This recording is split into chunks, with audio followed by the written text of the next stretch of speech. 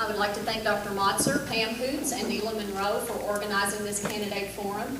Carrie and I also appreciate the many prayers, hours of sweat equity, and hard-earned dollars you've invested in my state representative campaign. My race has been an example of by the people, for the people, and is a preview of my state representative tenure. I will continue to serve in an energetic, positive, and sacrificial manner. If elected, my top priority will be finding ways to protect the jobs we have and create more good-paying jobs. Kentucky small businesses are essential to our economy and must be protected from more taxes and unfunded Washington mandates like Obamacare and cap and trade. Businesses of all sizes are in protection mode and will not hire or expand until these issues are resolved. I will continue my long-standing fight to protect life.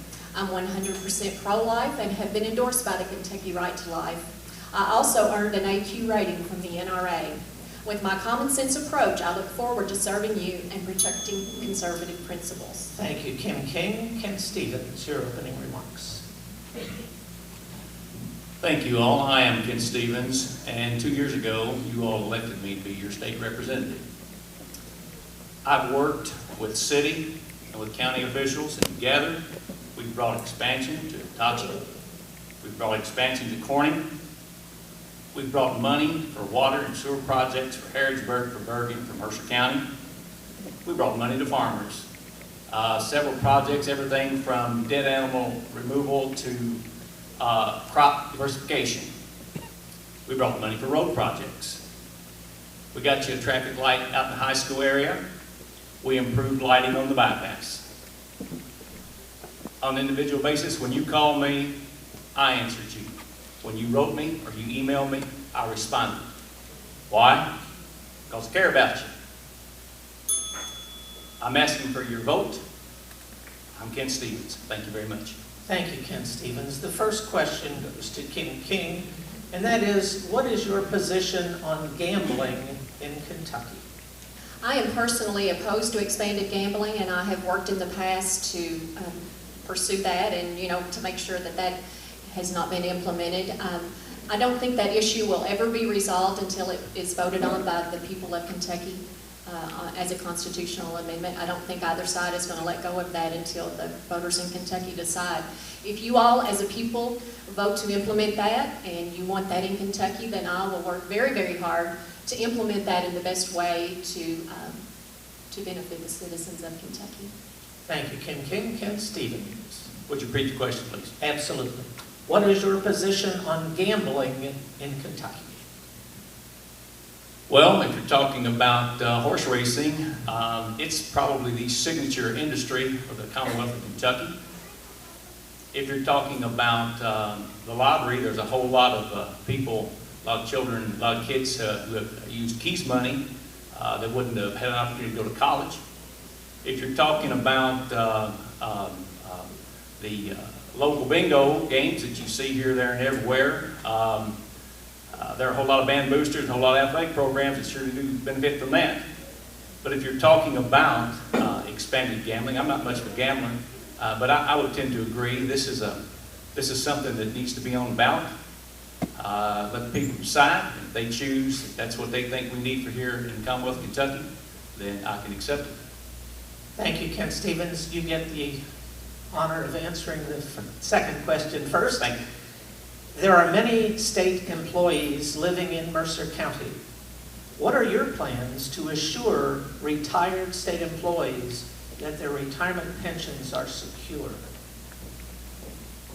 I serve on the State Government Committee, and there is a problem. That problem started about 18 years ago when money was there, and the governor decided that not to fully fund what was recommended.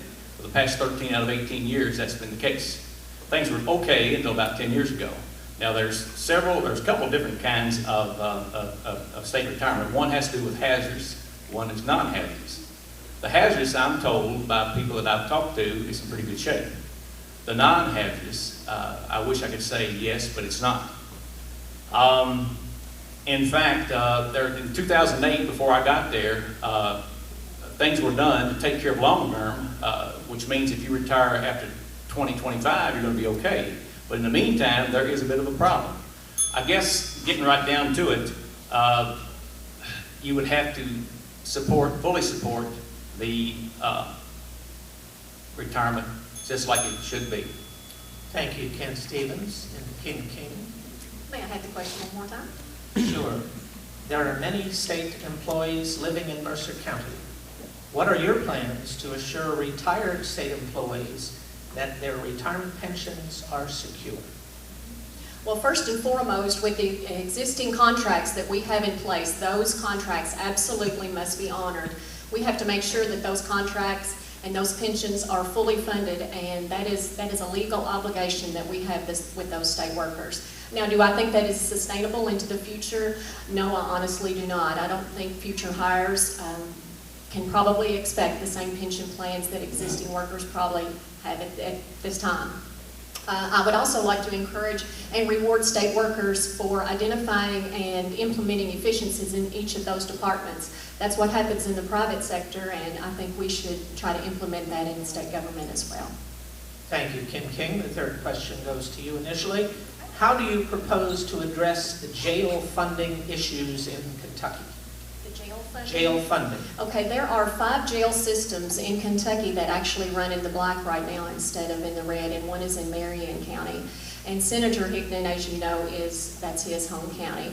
And there are many things in place that make that jail run in the black and not be a drain on the county and the state government. And we need to definitely learn from those 5 programs in the state.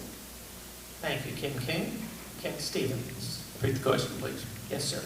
How do you propose to address the jail funding issues in Kentucky? Major problem. I heard what Mr. Kelty and Mr. Parksville said a while ago, and certainly what they were talking about goes along with this. Give you some information. I've talked to some people about this problem, met with some people about this problem. We spend $18,000 a year. That's the average cost for a prisoner. We spend $3,000 a year on each kid in the school system.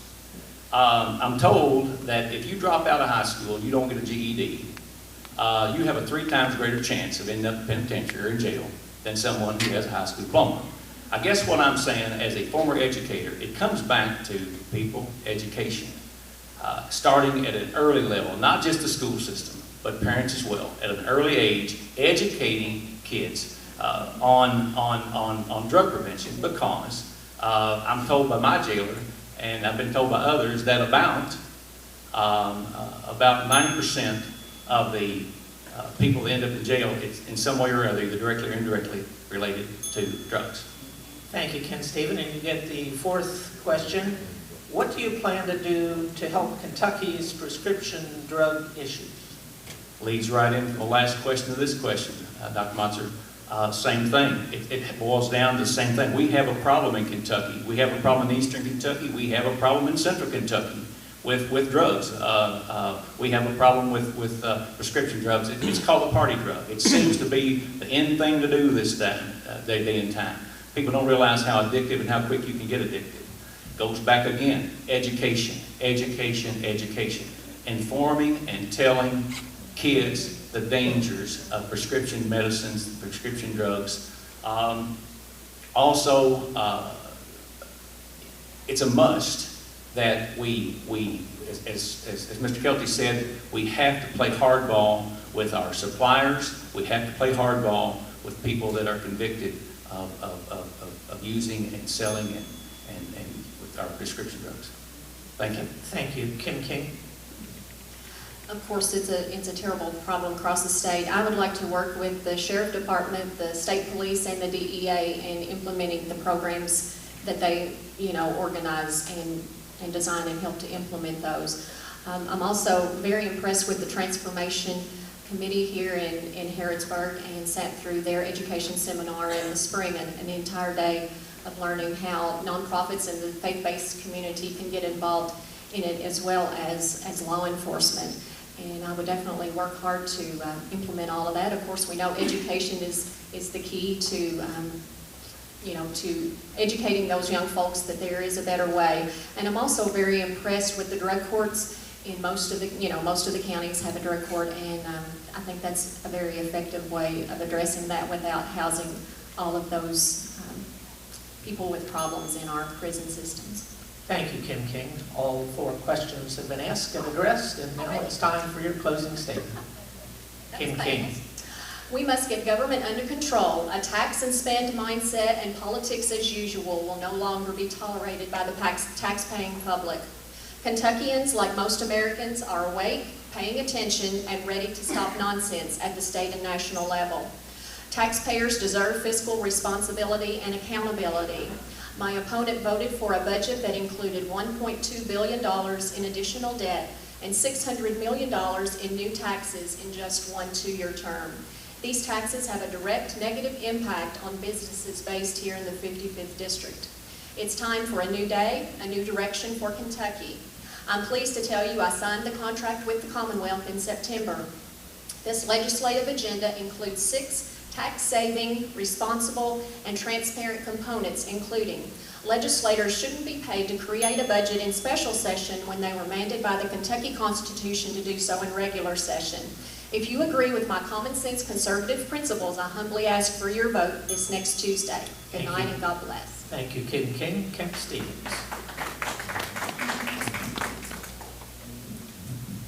You know, I don't know about you all, but I'm sort of tired of the negative, false, mudslinging stuff that I've seen on TV, I've heard on the radio, I've seen the newspaper, some of which has been aimed at me.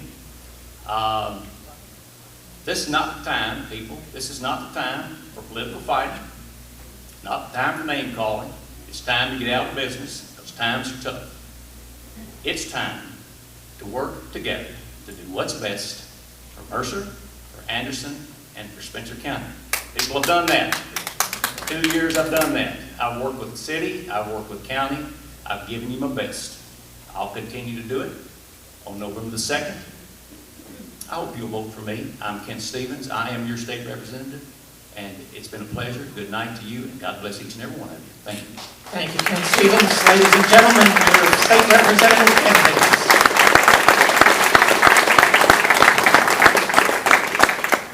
And we're about ready to go with the Bergen Mayor candidates, but again, I'd like to remind you that you are listening to a live political candidate forum from Lions Park Community Center in Harrodsburg, Kentucky on Hometown Radio Network, WHBN, 1420 AM. We invited the candidates for Bergen Mayor, including Debbie Hazlett and Terry Pittman and Dale Turner. They are all